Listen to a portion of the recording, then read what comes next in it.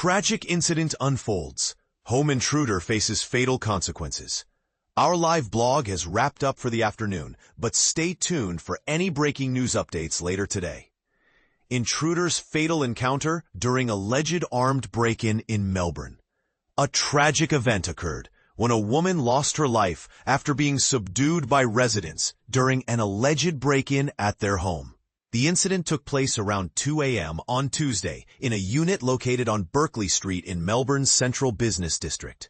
The 20-year-old woman from Point Cook reportedly entered the residence armed with a knife, demanding valuables. In a desperate attempt to protect themselves, the two residents, a 28-year-old man and a 24-year-old woman, managed to restrain her. When law enforcement arrived, they found the woman unconscious and immediately initiated CPR. Despite being rushed to the hospital in critical condition, she tragically passed away the following day. The residents have since been interviewed by police, and the Homicide Squad is overseeing the investigation into this unfortunate incident. Dramatic escape. Alleged offender flees police custody. In a separate incident, a handcuffed man managed to escape from police custody during his arrest related to a domestic violence order violation on Thursday. The 28-year-old was seated in the back of a police vehicle in Wade, a remote indigenous community located southwest of Darwin, when a group of approximately 10 individuals confronted the officers around midday. According to the Northern Territory Police, the crowd allegedly turned aggressive, throwing objects at the police. One officer was struck in the head by a rock, but fortunately did not sustain serious injuries. Taxi collision. Pedestrian struck in Sydney. In Sydney's inner west, a 61-year-old man was struck by a taxi while crossing at a pedestrian crossing. The incident occurred around 9 p.m. on Thursday as the taxi turned off Darling Street onto Victoria Road. The 56-year-old taxi driver exited the vehicle to assist the injured pedestrian, who was subsequently transported to Royal Prince Alfred Hospital in stable condition. The driver passed a breath test, and investigations into the incident are ongoing. Ex-partner faces multiple charges for breaching family violence order. A 37-year-old man from Phillip, located in the southern part of Canberra, has been charged with multiple violations of a family violence order. Allegedly, he showed up at his ex-partner's workplace and followed her to her educational institution, despite being prohibited from being at either location under the order. Police were called to the scene on Tuesday, but the man was not apprehended until Friday. The victim claims that her ex-partner attempted to communicate with her through messages disguised as bank transfers. He is set to face charges for 19 alleged breaches of the family violence order in the ACT Magistrates Court on Friday. Mother's heartfelt plea following medical oversight in daughter's death. A devastated mother from Melbourne has bravely shared her story after witnessing the tragic death of her 3-year-old daughter. Miranda Jowett recounted how her daughter, Dio Kemp, was turned away from Monash Medical Center on 4 occasions, and from a family doctor twice, before her rash and fever escalated into life-threatening sepsis in 2019. A coroner's report released on Thursday indicated that Dio's life might have been saved had her symptoms been more thoroughly examined by medical professionals in the days leading up to her death. Parents instinctively know when their child is seriously ill.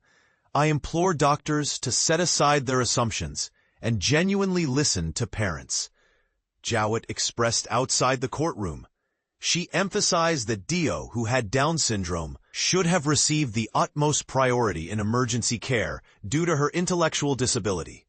Many children with disabilities cannot articulate their symptoms as neurotypical children can, making them particularly vulnerable, she added. Aussie grandmother's drug conviction upheld in Japan. In a significant legal development, Donna Nelson, a 59-year-old Australian grandmother from Perth, will serve a 6-year sentence in a Japanese prison after her appeal against a drug smuggling conviction was denied. Nelson was apprehended in 2023 for attempting to bring 2 kilograms of methamphetamine into Japan. She has consistently maintained her innocence, claiming she was a victim of a romance scam and had no knowledge of the drugs concealed in her luggage. Warning issued. Counterfeit currency circulating in northern NSW. Authorities in Ballina, New South Wales, have issued a warning regarding counterfeit currency that has been circulating in the area. Fake $50 and $100 notes have been reported at various businesses this month. Police are currently investigating the matter and advise anyone handling cash to be vigilant and check for key features of authentic Australian currency, such as the difficult-to-tear plastic polymer. Hold the note up to the light and look for the Australian coat of arms, which is typically located to the left of the clear window or the denomination numeral on the front of the note. Cautioned NSW Police. Snoop Dogg delights fans with DJ set in Melbourne.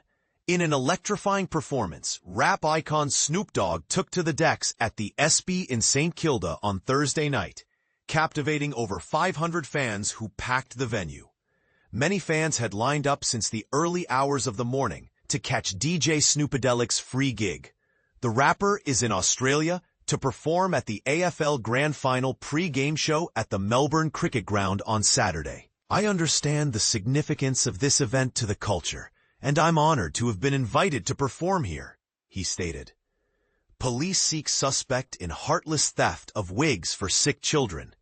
In a shocking incident, police are on the lookout for a woman accused of a heartless theft in Richmond, Victoria. The suspect allegedly stuffed 4 wigs into her bag and jacket while in a store on Lennox Street before fleeing in a vehicle with a male accomplice around 3:30 p.m. on Monday. These wigs were intended for children suffering from severe illnesses, including cancer, and had been set aside in the shop's reception area for delivery to a hospital. This series of events raises many questions about safety, justice, and community responsibility. What are your thoughts on these incidents? Do you believe the justice system is adequately addressing issues of domestic violence and public safety? Share your opinions in the comments below.